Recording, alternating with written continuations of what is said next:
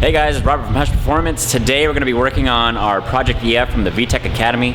If you've been following us on the VTech Academy, this might be something that you recognize. Today we're going to be putting on our three-piece front end. We're working with some guys and friends of ours from Tucson. There's Mark, there's Cameron back there. They're going to help us out.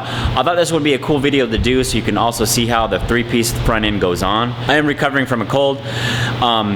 So my voice is kind of scratchy and I'll probably throw in a couple of coughs here and there. So I'm working on a better instruction video, and that's kind of what we're gonna do today. In my opinion, I thought it was kind of like self-explanatory, but we're gonna see how self-explanatory is while these guys try to figure it out. All right, so here's our three-piece front end.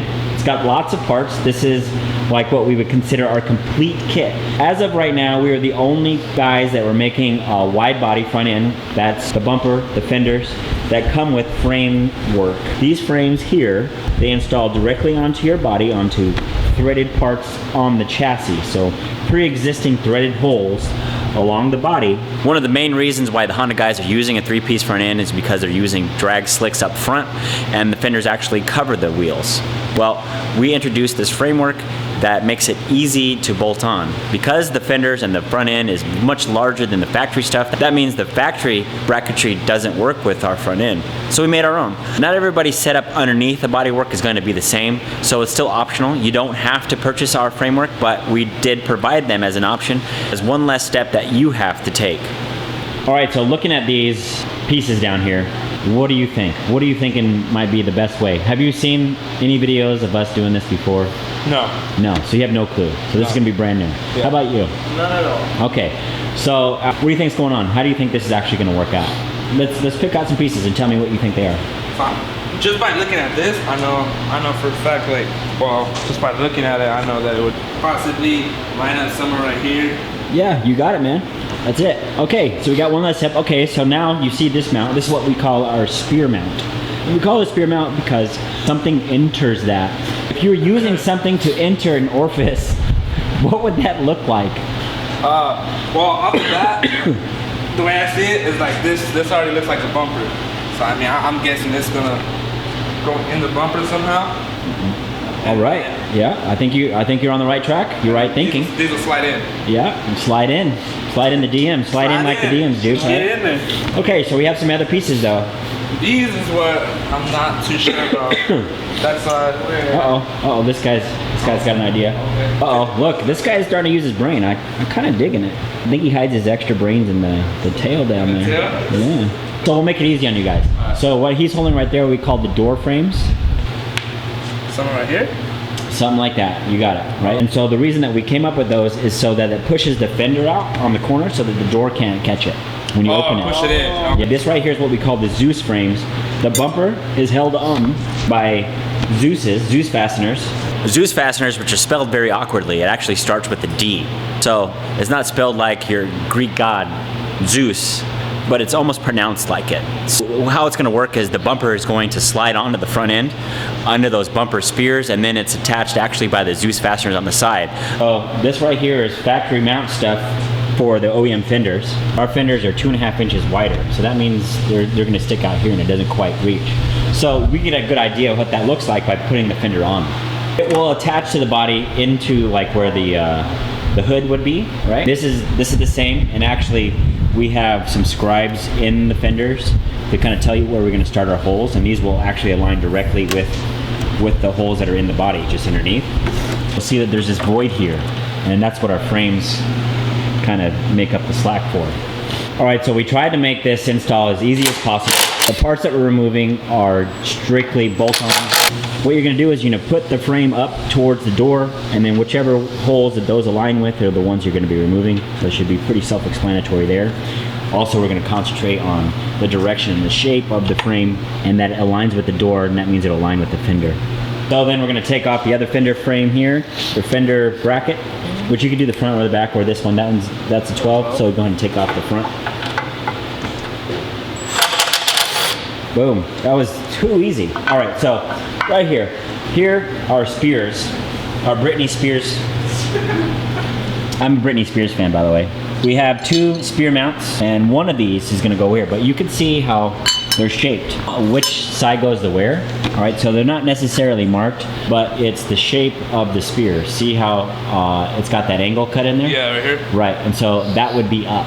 Okay. So if this is up, that would mean now it could be on either side, okay? But what we did do is we offset the spear so that we have more room for an intercooler. Oh, good. See? All right, again, we're trying to make our framework easy to use, and every car is a little bit different. How old do you think these cars are? I think they're older than you. Yeah, they are. Yeah, definitely. So you had a CRX, right? Yep. What and year was an it? EF hatch. I had a 91 CRX. And when were you born? 95. Nice. I remember 95 very well. I don't. I mean, I was 15. Okay, so moving forward, look, see how they're slotted there? The reason I was bringing in the age is because, you know, a lot of these CRXs have been crashed before. You know, maybe they've seen a few potholes. You know, things don't always align correct anymore. So you see it slotted, so that means that we can slide the frame up and down depending on, you know, if it was tweaked or not before. Yeah. Little fender bracket's pretty easy. See it, so boom, we're actually going to utilize this hole here where our Zeus frame's going. You'll be able to attach that there. Okay, so we have this battery box. I will put the battery box on top of that if it'll allow you. Obviously, our framework wasn't built with the intention of using this battery box because it was designed afterwards, but we're gonna see about how it fits. Oh, it won't because it's little. Yeah, so it won't reach. So we'll just do it. This is what we'll do then, is maybe we'll space it out. We'll put some spacers on this side, that distance. So I'll go ahead and do that. Yeah. So again, there's going to be some differences between your car and a factory car. Maybe you already have stuff that's there that you have to work around. Again, our framework may or may not work for you. Obviously, the more stock your car is, then you'll be able to work around what you have there after you put our front end on. But of course, if you have that stuff already, then maybe you don't have to get our framework, or you're gonna make some adjustments like we're going to have to now. We're gonna add some spacers to make up the distance for our new battery box. All right, so our battery box here is 3/16 of an inch thick. We're gonna make up that distance with some washers. We're gonna double up some washers here. What will that do with the bumper now? Do you think it will space out that 3/16 of an inch? It could. I don't think that it will, because the Zeus frames themselves are a little bit deep, and then the front frames is a little bit shallow. So we actually might be able to still make up the difference where the bumper will slide into the bumper spears deep enough to where it will still reach our Zeus fasteners, and you would never know the difference.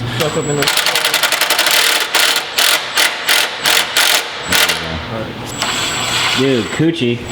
Coochie carnage. Nice. I just know what I'm doing. Very good. So just snug those up. We'll keep them on the lower setting. See how it slides down? So just make it to where the whole frame is just slid down. All the way down? Yeah.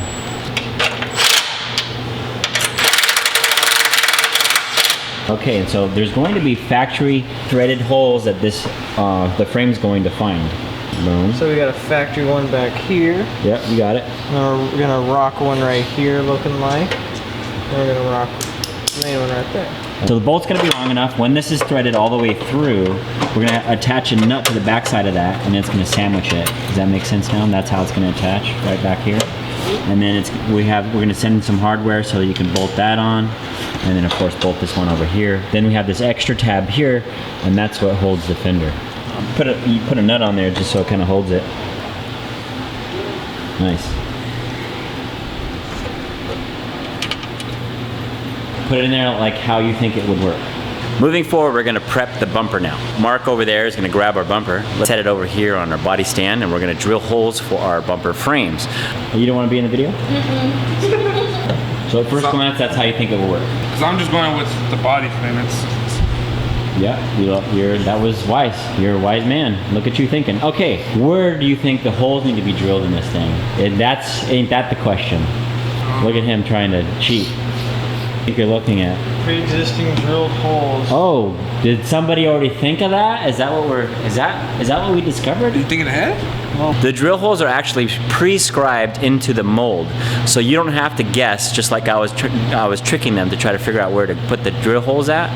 It's already there for you. So all we have to do is flip the bumper upside down. Or actually, we're gonna flip the bumper to where the front's facing upwards, and we already know where to drill the holes. Yeah, see, they're faint, but they're there. See? There, yeah. Yeah. Pre-existing. Get a little dirty finger and put it on there. It works. Yeah. so you can see Oh, it. there you go. Yeah, there you go. Throw a dirty finger and they'll be able to see it. Drill directly into the center of that, and you're gonna be good every time. Just everybody. Oh, you cracked it, bro. Dude. Oh, see, that's what it is. He went slow. I just go right in. Is this true? True. I'm just kidding. All right, they finished up drilling the holes in the front for our bumper frame is what we call it. The second order of business is going to be the Zeus holes. We're going to use this giant. We're going to use the Unibit here. Why so serious? Oh, there you go. So that's the fastener. All right, and you see the backside? This is what we got to clear. All right, so this whole piece has got to like countersink into the bumper, and we're gonna see how much more we need to drill. Because what it needs to flip it around. No. So what we need to see is if it's going to sink all the way down in the hole. So go ahead and put it. No, I'm sorry. Oh yeah. Like this. Oh okay. See how it kind of feels like it needs to drill a little bit more. Watch. You feel what I'm feeling? Yeah, yeah, yeah. So just drill deep enough to where that countersinks into the bumper. The wrong one. You just drill it out. Yep. Boom. There it Just is. like that. Finished up drilling the holes for the Zeus fasteners. What kind of job do you think that was? 60-40. Now we got the hardware we're going to add to it. We got some fancy aluminum washers here by Downstar. And the reason we're using those is because they're exposed. They go on the outside. So if we're going to have exposed hardware, it might as well look good. That's how I see it. You know? Always. All right, so it's pretty simple tools, 10 millimeter, and then we're going to have the number 4 Allen head. So we have an Allen bolt that's going to go through an aluminum washer on the outside, and it's going to slide in through the inside. It's going to go into our frame, and he's going to add the washer, and then the lock nut. Now, again, so look, this frame does this number, right? And so like I was explaining to you, if you got the holes off a little bit, we do have some slack. Actually, we have like 360 degrees of adjustment up and then side to side. And a combination between those gives us that 360 degrees worth of work. So we. And this is without any adjustment yet, and we won't know where all the adjustment will be until the fenders are on. But at least you'll get a good idea of how it works. Yeah, that's it.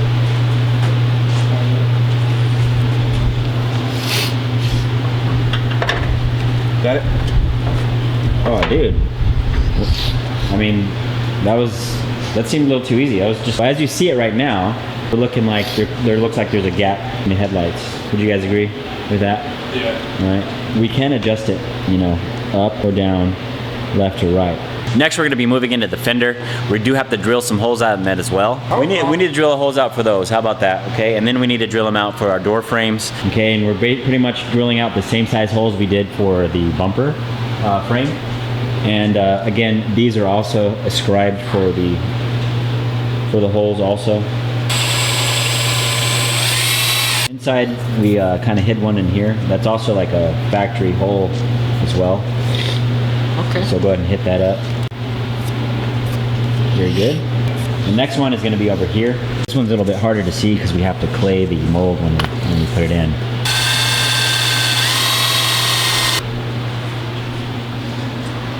And that will install just like a regular fender, and you'll see how the holes will align with the factory holes. So in hanging the fenders, I would suggest doing the top portion first. So we're gonna need 3 of those, and we'll start with the middle, and we'll add all 3 of those, and then the fender will hang, and we'll be able to stretch it over the door frame, and that'll make more sense once we get this hung. Now what we're gonna do is get the bottom portion down there.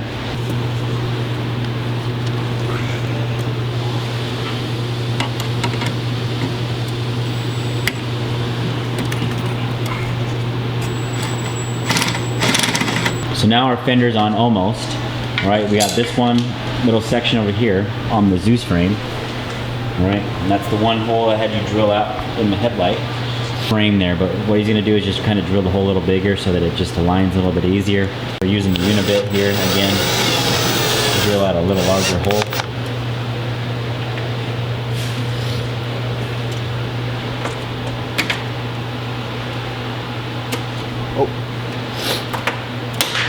There we go. Now we're in. In the nut. Now we're gonna find a nut. Now we're gonna make sure that we have it aligned correctly onto the body. So Mark's just gonna kind of open the door and make sure it doesn't catch on the fender at all. You know, and so we try to take as much material out as we can to prevent that, but at the same time we want to keep the gap low. Then we're gonna work on our door frames. Described as well, it's really hard to see them. We'll be able to drill right in the center and it should align directly with our frames in the back. All right, so we already got one of the holes drilled, came out really nicely. Now we have scribes in this also, so he's gonna hit the center, and in theory, it should hit the eyelet of the door frame. We did that on the lower portion, and it was off barely, and that's why we're using the unibit here. So the fender washers that we're gonna be using is a large surface area, so if we drill a larger hole than we need, we'll be okay because the washer is rather large. It sounds like you hit some metal. No, I'm in there. I don't know, do you feel it on the other side? Is it? Yeah, it's through the hole. It is? Yeah. Right on? Tight. Oh, watch. Oh, you can actually. You can, right there? Yeah, right when you did that. Check that out. Nice. Yep. So the fender's fully on. Go ahead and give it a tug over there. How does that feel? Sturdy. Better than factory. You think so? Yeah. I want to feel it. Now it's time to do the other fender. We're going to do the same process we did on the driver's side fender. So there's no need to see that again. Oh, what's up, dog? Say nothing.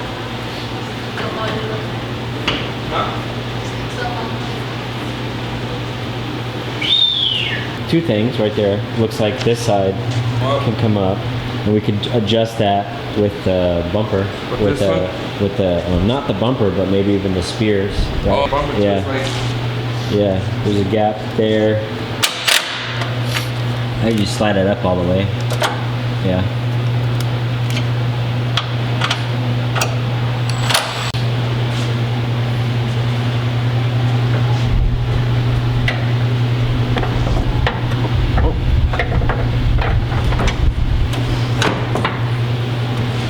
Definitely higher. Oh yeah, definitely. Definitely higher. And the Zeus frames here should align higher, which they do on this side. Look at that. Right, and that brings that gap up. Yep. Go ahead and we'll grab a flathead screwdriver and we'll put one of these in. Well, there it is. I mean, that's a pretty nice fit, if you ask me. You know, we were able to just adjust the spears up, and now we got a tight headlight and a tight fender. Okay, we got both sides on with like minimal work considering, you know, just some adjustment. The headlights fit pretty tight. The car was a 91, and so the 91s have these tabs here that we're gonna have to take off, you know, because this will still attach to the headlight, you know, but we're gonna have to like get those off so that it'll lay flush onto the fender. Concludes it. What do you guys think? Simple. Really, yeah, simple. It wasn't really hard. Guys, that's the conclusion of our EF 3-piece front end. Right now these fit CRXs and Civic hatchbacks. We're really happy with our production. Hopefully you guys do too. Make sure to check out our website at hushperformance.com. If you've seen some of our YouTube videos, check out How to Yard. We got a really cool How to Yard Junkyard series that's right here on our channel as well. Kind of teaches you how to get these engines at really low cost, including a lot of the other parts that you might want and need. Also, we're part of the VTech Academy. Make sure to check out their YouTube channel as well, and some great tutorials on vtechacademy.com. Thank you guys for tuning in. Happy tuning.